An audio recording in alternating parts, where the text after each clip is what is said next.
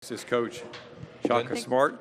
Coach, yeah, we've got some questions, hands up in a minute. Just say your thoughts about the upcoming season, and then we'll get to you. Hi, everybody. Super excited to be here. Our guys have been working their butts off in practice. We finally got a chance to play against somebody else the other day in a scrimmage, but we're certainly extremely excited about November 5th when we open up. Our guys ended the year really on a strong note last year, winning our last 5 games, and that is a momentum that we've really worked to build on in the offseason. I have 3 guys up here with me today, Jace Febris, Matt Coleman, and Courtney Ramey. They're really going to be the foundation of a lot of the things we do, being our backcourt. We got 3 new players, Will Baker, Kai Jones, and Donovan Williams, who we're very excited about. They're very green, but they're very talented. I think they can impact our team in a positive way. And the key for our team is going to be just building a higher level of consistency than we've had, which I think our experience will help us with. Okay, Wendell, we'll start with you over there on the left-hand side, halfway back.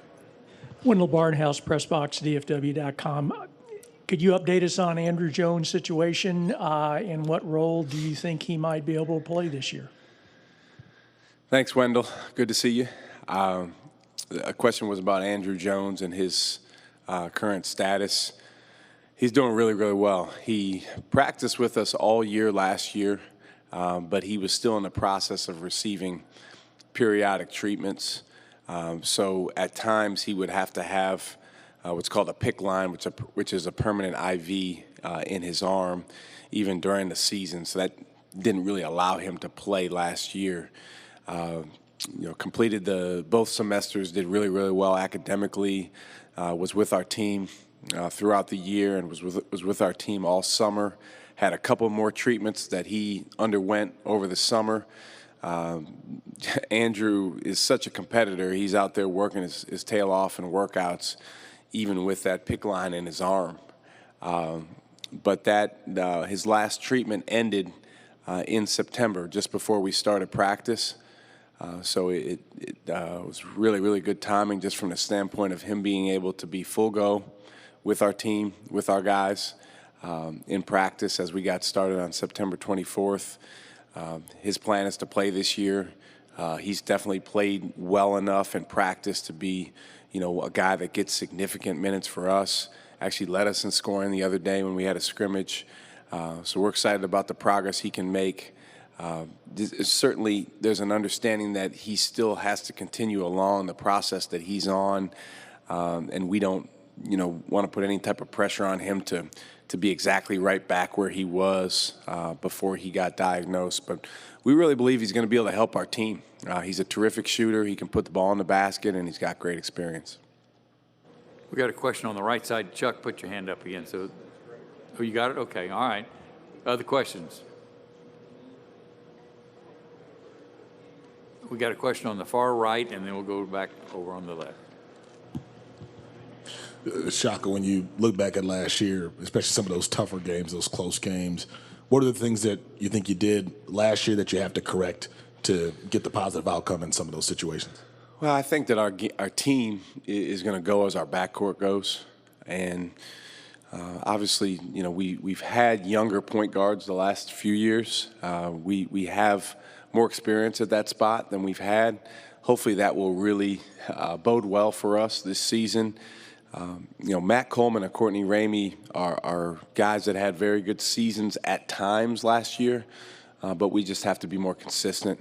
One of the plays that Curtis was showing up here a little earlier when he was going through his officials review was against Baylor, at Baylor. And that game's a great example. Matt and Courtney played really well throughout that game, but as a team, we didn't close it out.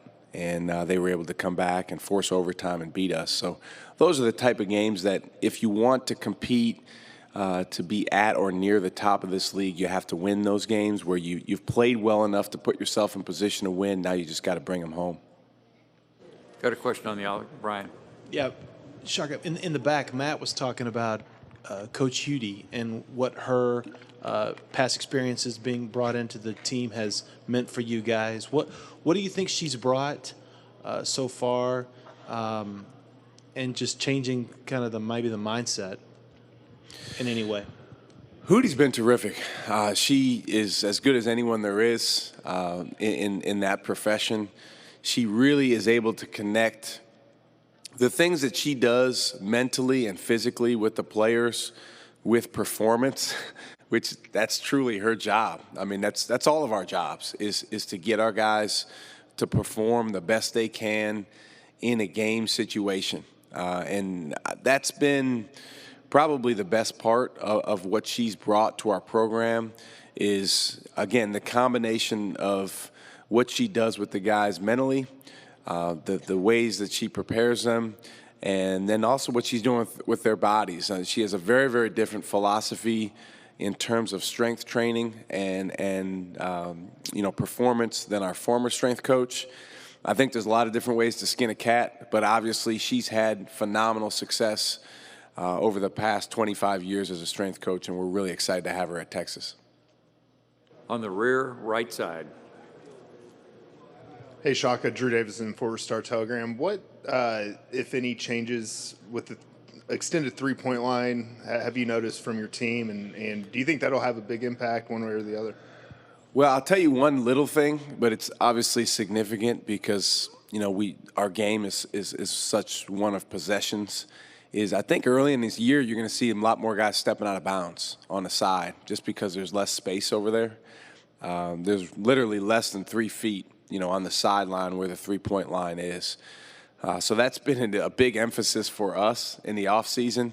Last year, playing in the NIT, we played with those experimental rules, so we got a little bit of a taste for it. I don't think you're going to see teams shoot less three-pointers. I think people will shoot as many or more. The question is, are they going to be as effective shooting from out there? From what I've seen from our team, I think we have a chance to have a really good shooting team. So I like the fact that the three-point line has moved further back because it does force the defense to guard another foot and change, further away from the basket, which hopefully opens up opportunities to drive and throw the ball inside. Further questions for Coach? You guys are letting him off way too easy. All right, Coach. Thanks, Best of guys. luck for the season. Thank you.